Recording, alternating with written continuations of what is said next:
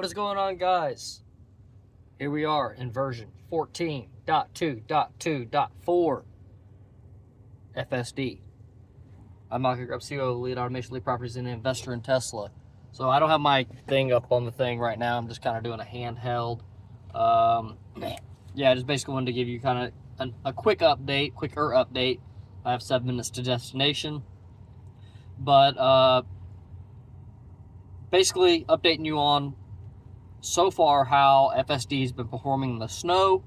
And again, it's kind of hard to tell with this new update since I got it during the snow exactly what's different.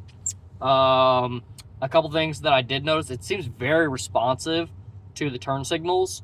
There's been a few times where the vehicle's riding in deeper snow and I've been able to cue it to like get into like the left lane because I don't want it in the deeper snow. However, it's also done really good at not being in the deep snow the entire time. Most of the time it's been in the shallow parts of the snow. So we're taking off around a turn right here. It's done really good. There's been no slippage. I actually came to a stop at the top of a hill, and I mean there was no slippage, and the snow was pretty deep. It was like on a road that nobody had traveled and stuff like that. And I mean, it did phenomenal, which that's more of just probably a Tesla thing than an FSD thing. But yeah, it's just something to point out. One other incident that I did have is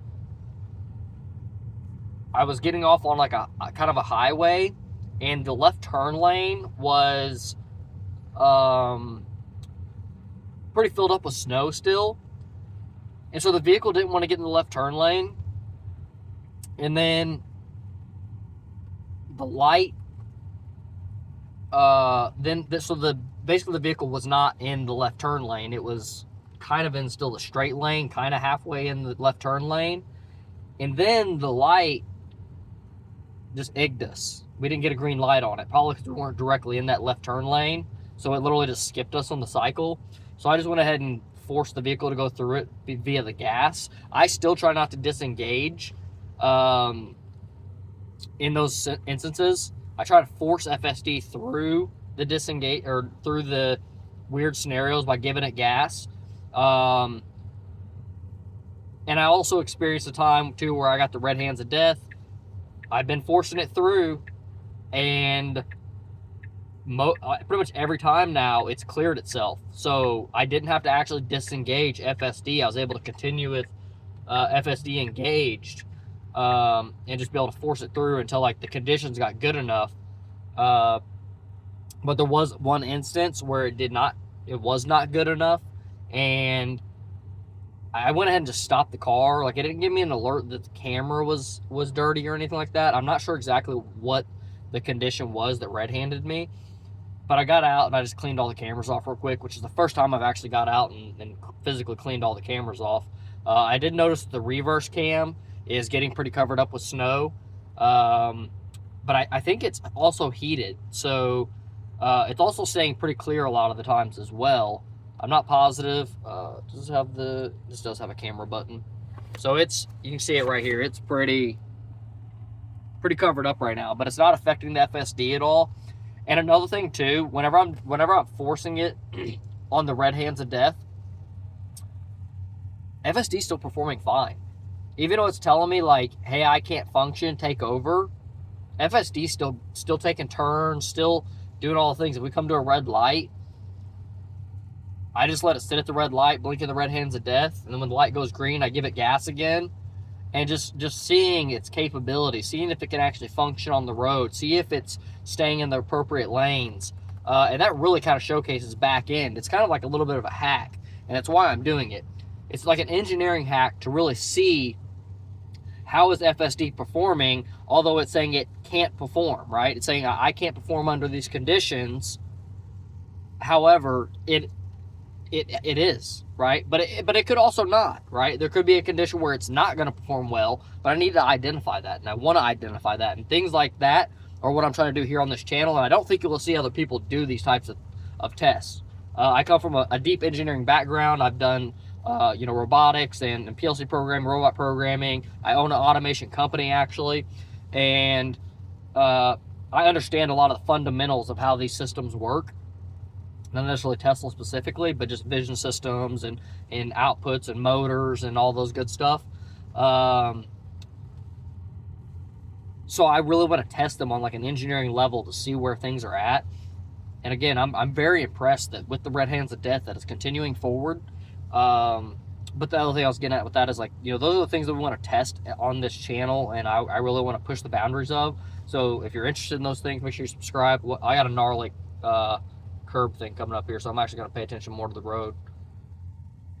This is pretty gnarly one. This was always pretty gnarly. It's just handled so good. It's just done phenomenal. Like, I have no complaints on how well FSD has been doing. I mean, it's handling the snow like robo-taxi ready, in my opinion. The only thing that's been there is like the one camera clean off, and it's saying that it's not capable. However, I was able to force it through, and it did fine. Now, if there would have been some condition like a car pulled in front of me or something like that, we don't know how it would have handled that without that condition occurring. Because, you know, essentially the vehicle wants to pull over and just stop driving. It doesn't want to continue driving. So yeah, if you're interested in these types of things, make sure you subscribe to the channel. This is like one of many videos that I'm putting out. I put out a bunch of shorts already. Check out the shorts on the channel. I've also, this is like my third video, I think, on FSD in the snow. I'm planning on keep on making more videos. I really want the snow to get a lot worse so I can really, really test this thing and see how bad the weather conditions can be before I have to take over. Also, Tesla team, one update that needs to be there if it's not already in the works, you need to be able to operate the sprayer. So I'm going to just do them now. It's getting icy. It's like icy rain, sleet, whatever. Freezing up on the windshield. You need to be able to spray the de-icer on the windshields to keep this thing going. I mean, like, literally, this is my only manual entries have been to de-ice the windshields with the fluid and to occasionally give it some commands to be like in a left lane, right lane situation, because one of the lanes is better than the other. But that's only occasionally, maybe like max to max 5% of the time, maybe even less than that. Coming up on a stop sign, I really want to see how we're going to do here.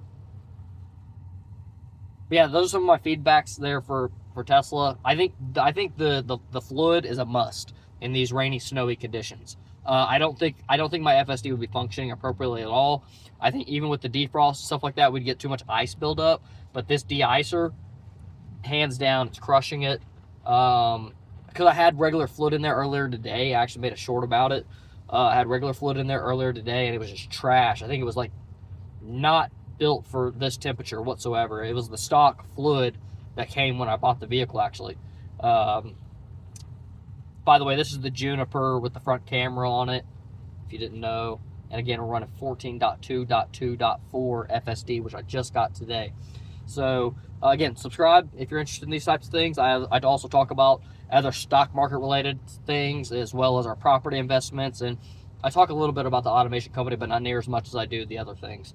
But yeah, peace out, guys. I'll catch you in the next one, and thanks for watching.